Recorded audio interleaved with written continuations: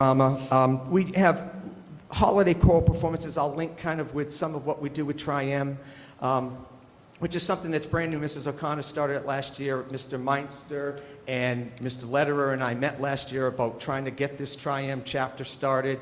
It was something Mrs. O'Connor wanted to do, and we spent some time, and thank you for your support of it. Recitals, scholarships that are going to be given to the students, community outreach. We've gone, and we've taken kids to Leisure Glen, we've taken kids to the State Veterans Home. Talk about a rewarding experience for our kids, to go to the Veterans Home over at Stony Brook and to play for them, and to see the veterans and their husbands and wives that are there.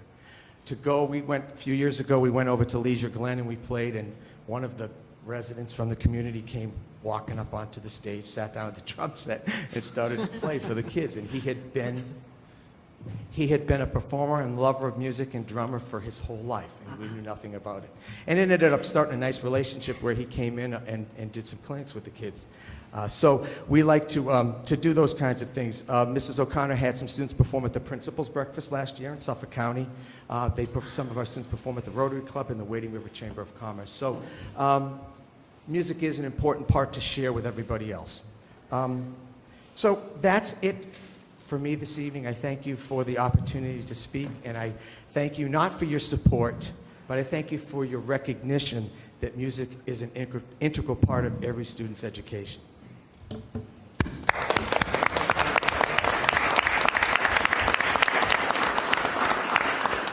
Thank you so much, Mr. Minnelli, for helping us explain exactly all of the different wonderful things that are taking place in our high school program and across the district as well.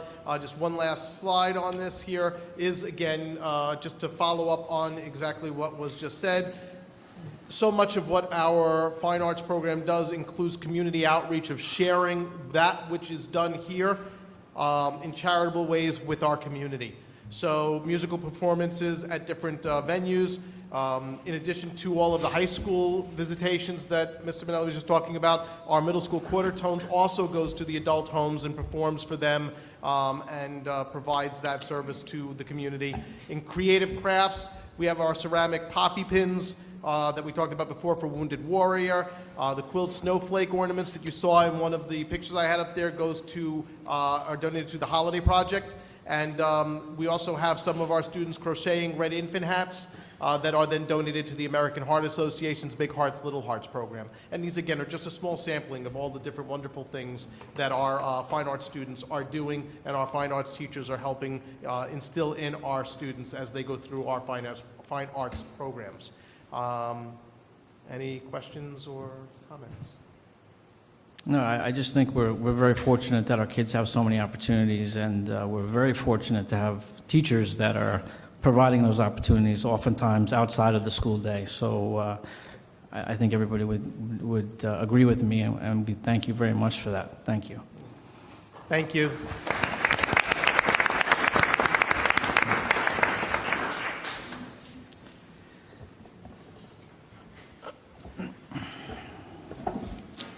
Okay, votes and resolutions. The approval of the minutes, October 24th, 2017. Can we get a motion to vote on those minutes? Katie, second.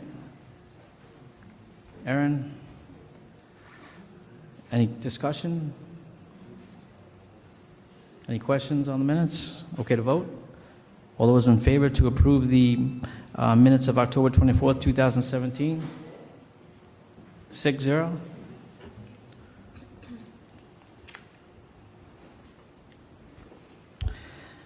Okay, we have two sets of policies. We have a first reading for policies number 7616, 7618, and 7530.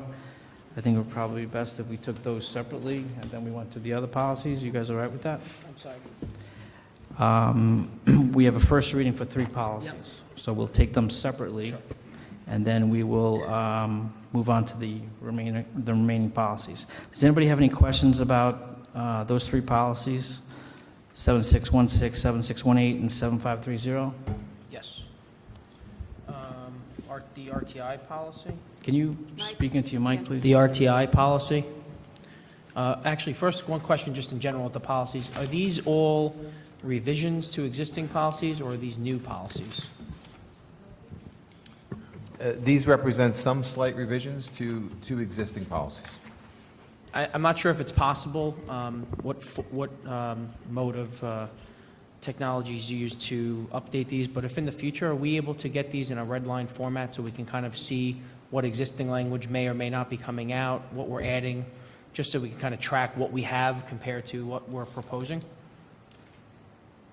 I mean, I would imagine you're doing this in Word or some kind of document creator that allows that type of format. Certainly, I'll look and see what we can do to get that.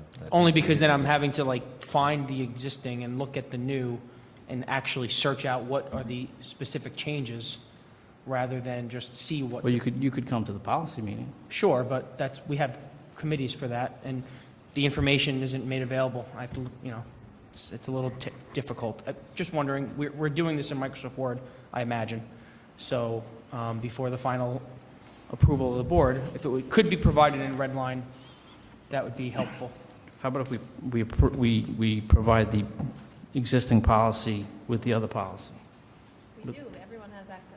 Sure. Everyone has Rob, access. what I'm asking, just to be clear, we have a new policy here. I know what you're asking. Okay, so it's something that would be an efficient way of reviewing what changes are being asked to be made, rather than having a document that might only have 2 or 3 changes, but now I'm having to sit side by side. I'm not sure if I'm the only one that had to do that, unless the policy committee's getting privy information that I haven't I guess received we in this can packet. bring it up in policy, and we could Well, decide that. make a policy about redlining policy changes? Is that what you were saying? No, we could talk about that at the policy meeting. Okay, well, I'm asking as a board member if the updates that we are provided could have that red line, so the review process would be a little easier. I don't know why that would be something that you'd want to refer to the policy committee to discuss. Well, I'm Simple request, I didn't think it was that controversial. We haven't even got to the content of the policy yet. all right, so let's get to the content of the policy. Okay, so is that something we can work with moving forward? I guess we could talk about it at a later date. Okay, so at the next We'll bring it up as a discussion item. meeting. Yeah. Thank you, Rob. Okay, in relation to the RTI process, and I sent an email out, so forgive me if I didn't see a response. Section B states that screening shall be provided to all students in the class to identify those students who are not making academic progress at expected rates. Are we talking the class cohort, or are we talking specific classes of study? I'm going to let Mr. Meinster answer that question. Sure. So the RTI requirements and the regulations apply to K-4 English.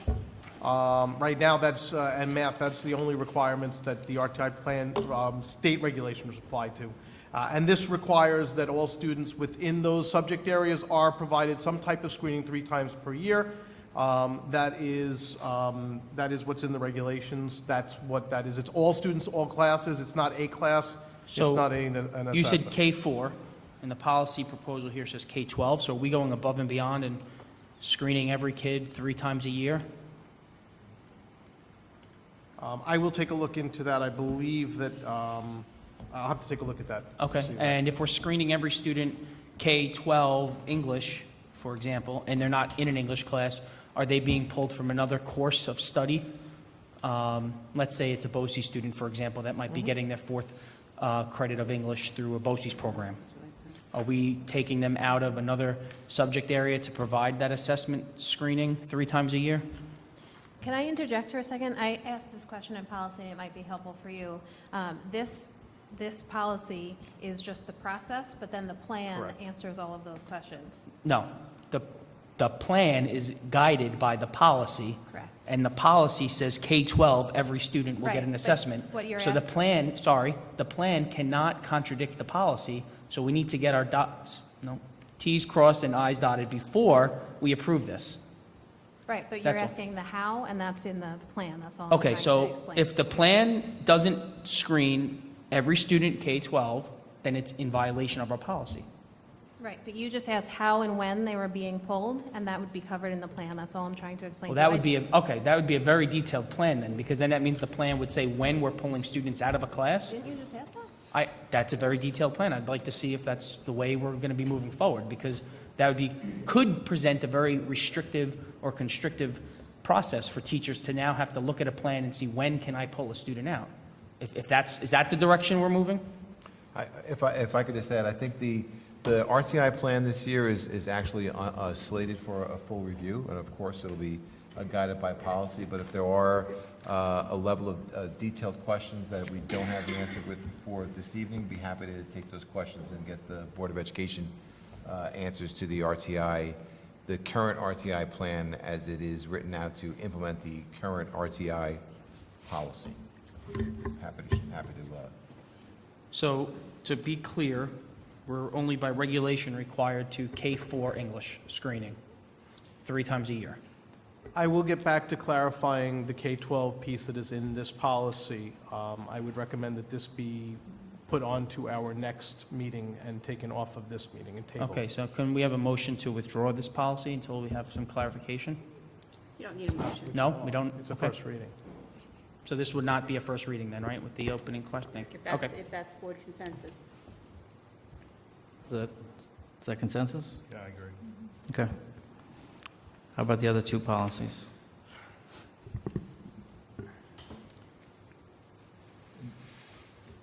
Not to go back to Mike's point with the revisions, but last year, I recall, when we get the policy, there are different highlights, there are strike-throughs. So if we could revert back to that, I think that's what Mike was asking as far as policy. That's exactly what I'm asking. Don't we Is that what we did last Did you year? just see that? Yes, it is. Yeah.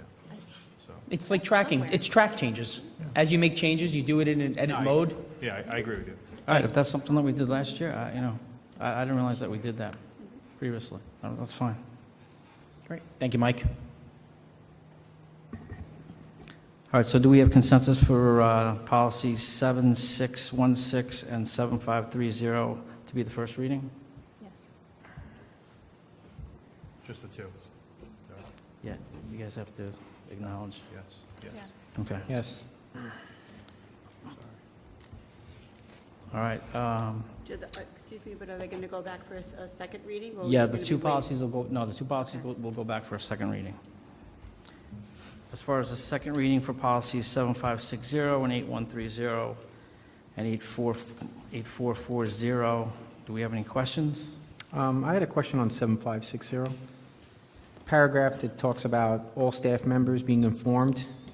I found it a little vague in terms of, if you read it, it says, "All staff members shall be informed of the availability of the information received by the district pursuant to Megan's law upon written request to the applicable building principal."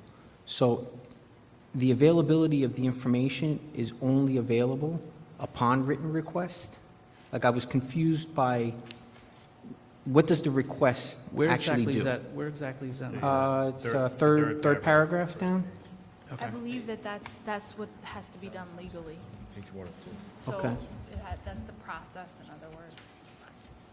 So a staff member would make a request, not for the details of the information? Right. Okay, so they're making a request for just the availability of it? And what does that really mean? That's the part that I got confused on. I think we just took the language directly from Eastern Suffolk BOCES, and that was the new update that they had given us to comply with. So this, oh, sorry, go. So they're making a request. I guess it's just the verbiage that confuses me. It seems to me that they can make a request for the same information that's available to the district.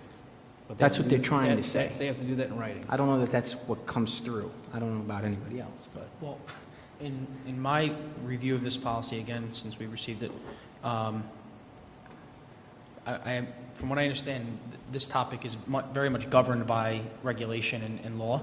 And a lot of policies that are regulated by or governed by law usually state at the bottom what applicable law or subsection, like, for example. The next one Oh, it does. does on the next page, excuse me.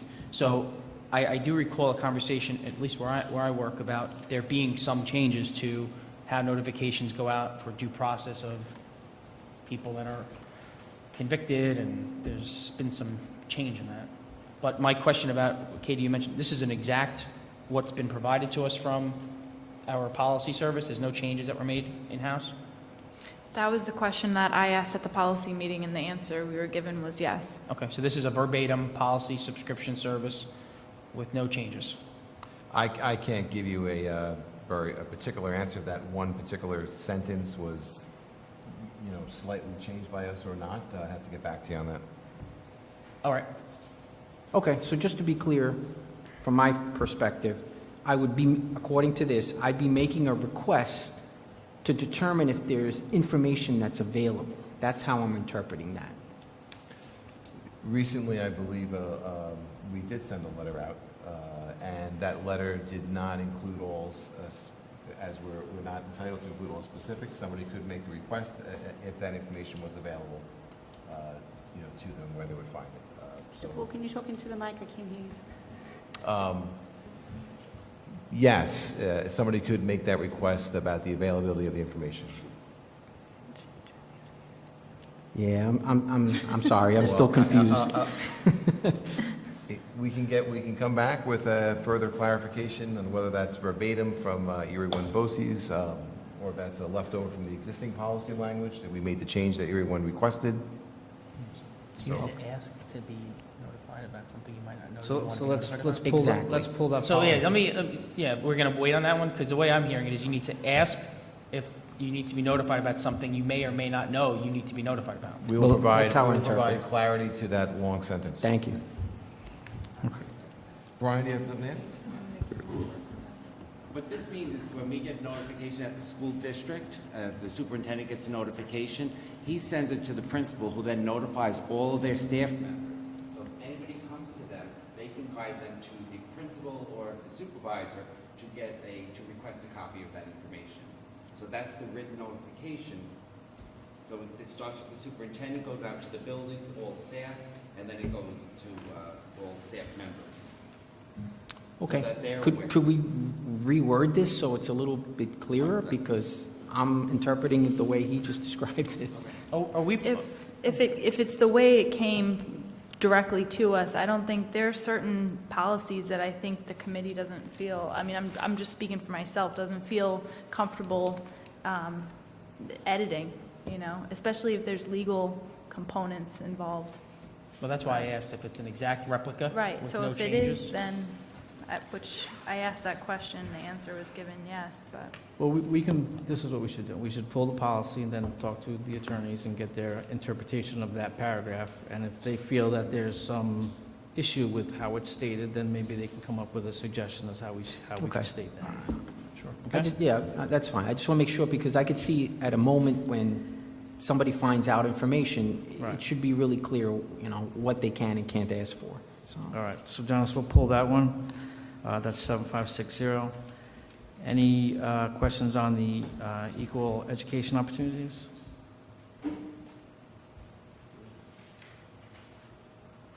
No? Okay. And Do we want to adopt that separately, or do you want to adopt them as a block with the other well, one? let's see how the next one goes. Okay. That's why I wanted to know if you wanted to adopt this one first. I'm hopeful. sorry, Rob, just to go back to 7560, I'm sorry. It said, just for my clarity, implementation, there's it's the very last paragraph right before the citing of the legal portion. Administrative regulations shall be developed to implement this policy. So what are we looking to do there? Is that like saying that we will be doing something, or is there something currently in place? Isn't that the expectation? Policies, to implement a policy, there's practices that are developed, and sometimes those are district regulations. Sometimes a regulation is attached in a policy book for the district to follow. Okay. We do have protocols in place for special circumstances where sex offenders may enter upon school grounds, and then the implementation of the entire policy, which includes the drafting of the letter, the approval of the letter that went out this past week, certainly is part of the procedures and regulations. So are they shall be developed? That still has to be developed? The word shall, they are, but Okay. once this policy is adopted, we'll take a look at any language changes. That's fine. And if anything needs to be changed. That's what I wasn't sure if something still needed to be worked on. Henry, is that it? I'm good. Thanks, Okay, man. Okay, 8440, homework policy. Anybody have any questions? Question on section E. Section what? E of the policy, homework policy, excuse me. Yep. It says, as a valid educational tool, purpose of homework shall be clearly assigned and its product carefully reviewed with appropriate feedback. What are we expecting appropriate feedback to be? Are we written feedback, room for students to grow and what their responses were? Because this could be a big shift for some. I'm just wondering, like, what is the thought process of the policy committee in that particular section? Sure. As you're probably aware, there are multiple books and research out on effective feedback practices, whether it's homework, classroom assignments, projects, research reports. So it really is that if a student has put the effort in to complete any assignment, including homework, as per this policy, that feedback is given to the students under those parameters. So timely, targeted, relevant to the students. So it's really encouraging that feedback does happen for homework. So is this, Appropriate is broad, but certainly there's probably there's a wide range, I'm sure, of feedback practice in the school district. I'm not sure, Mr. Meinster might be able to add to this about what the degree and efficacy of the feedback is right now, whether it's on homework or other areas, but the intent of this policy is to say that, you know, when you're giving homework, it should be a clear assignment, and feedback should be accompanied when students return it. And appropriate is a broad enough word to capture any of those evidence-based practices. so would this section of the policy, would it be fair to say that the expectation would be no feedback simply being, you did your work, you got a check, you didn't do your work, check minus, or 0, 5, 10. You didn't do it, you did it poorly, 10 because it looks good. Well, I'm not saying that's what is Yeah, I there, just I'm can't wondering speak- if this, what I this is can't looking to speak. That's ban. very, it's broad and vague. It's kind of saying appropriate feedback. I don't want to say that there may or may not be a time where a check might be appropriate. Okay. You know, for somebody's work. Just couldn't speak to that. We did discuss this in the policy committee meeting, and I had the same concern that if we said something that the expectation of feedback was very specific, then we would tie teachers' hands. If there's a 5 assignment where they just have to copy down their spelling words, we don't need them to have substantial feedback. But at the same time, this is a policy set to give to the building leaders to be able to use with their classroom teachers to measure what appropriate is. So we left it purposely broad.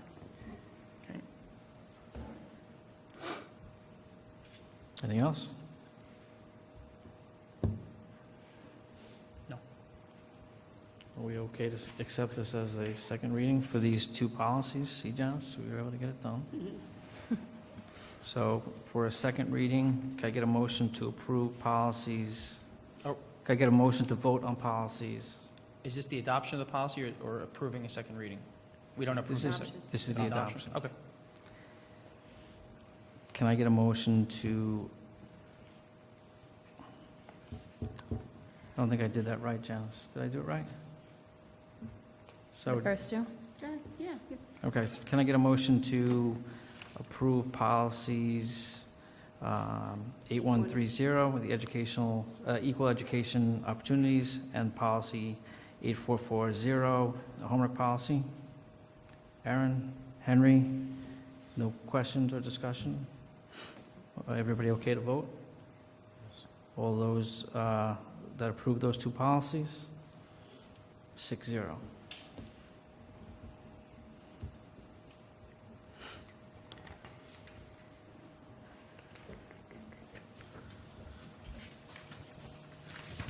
Any questions on resolutions?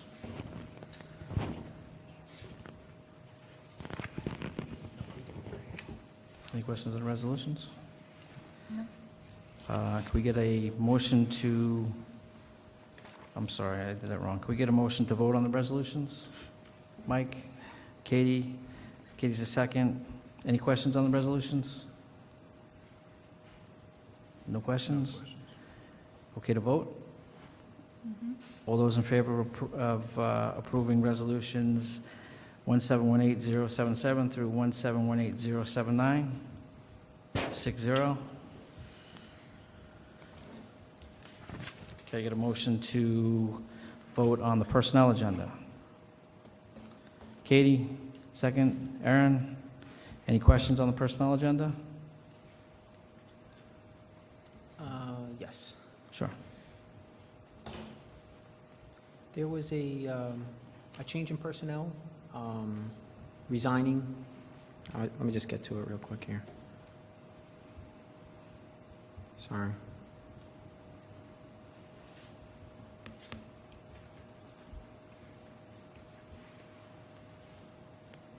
Instructional support teaching assistant.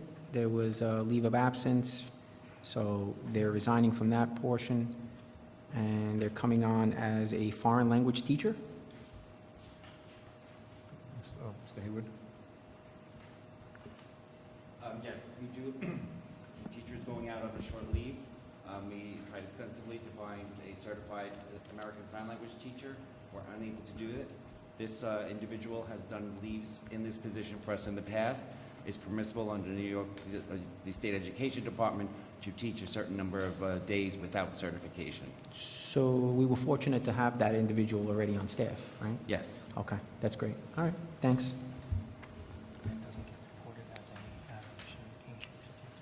Okay to vote? Yes. All those in favor of approving the personnel agenda? 6-0. Communications? The Suffolk Nassau Academies of Law, the Annual School Law Conference, December 8th, 2017. Is anybody going to that, Janice? I'm sorry? Is anybody going to that? Not that I know. Nobody? Is that like the one we went to over the summer? Or is that? It's a different group, but fairly similar, Fairly fairly similar. similar topics, maybe one or two that are different. Yeah, I'm good. Yeah. Once a year is fine. And I think they're Same going here, over once some a of the year. same stuff, too. Because I know some of the special ed stuff was it. Okay, any discussion? Additional comments from residents? You already spoke once. But I'm allowed again. There's two things I want to add, because we were talking about the fine arts, and it kind of dovetails into this, and it's something that I've mentioned before at Board of Ed meetings a while ago, was the missing of classes for students when they're taking their musical instrument lessons. It's always kind of like this, like a, love-hate relationship, because there's, math or science going on in the classroom, but there's this music going on outside the classroom. Bless you. I know from myself, both of my children struggled with that in the elementary level, just because at that time it's so important for them to have that one-on-one small group. But it's something I would like to put somewhere in your brain path here, especially when you're looking at creating the budget for next year, is because maybe offering for missed lessons a before or after school option. Now I know this creates a scheduling nightmare, but it's something that we should really look into, because I know at the middle school level even, it's, heart. My son coming home, oh, tomorrow it's math. My chorus is in math. And so it would be nice to offer a child who maybe is struggling in math or struggling in those things to have another opportunity. Now, on the high school level, and even in the middle school level, there is a little bit more flexibility, but I don't think there is as much flexibility here at the element and when they're just learning their instruments. So if you don't have the money to hire a private lesson, you kind of get lost, and then you can't perform in the band or you can't perform in the orchestra, and you kind of drop out. And you might start noticing that now, because since we combined, we've lost a little bit of that flexibility here in the elementary schools. I'm not here anymore. I don't know if it's changed, but that's how it was, and I know how my son's struggling now with that. And speech is another thing. Kids are getting pulled out of these core classes. Maybe that is something that we can add as an opportunity for occasional, as a rotation, when they're rotating through all those classes, is to have speech before or after school once. So that takes out one other day where they're not missing a core class. And just the homework policy conversation was great. The focus, sometimes I hear the direction that we're having, sometimes it's elementary focused, and I'd love to how this is going to be interpreted at the middle school, the high school level, because they still have homework and stuff like that. So that's something to think about. It's not something to add to the conversation now, but it's something that going future, we probably should add that to the conversation. Thank you. In reference to the homework policy, I think, good practice is reflection. And I think that once, we have this policy adopted now, and I think as a board, it would be good practice for us to kind of see how the next 3/4 of a year goes, and then reflect on it and see if there maybe needs to be some changes come this summer or, next September. So, just because the policy is in effect now doesn't mean it's going to be there for the next 20 years. It can change and mold and adopt to, our needs as a district. And I just wanted to share that during the committee meetings, we spoke at length and we took different angles on how would this be implemented into the high school? How would this be implemented into the middle school? What would a elementary school principal and teacher and student have as ideal homework as reflected in this policy?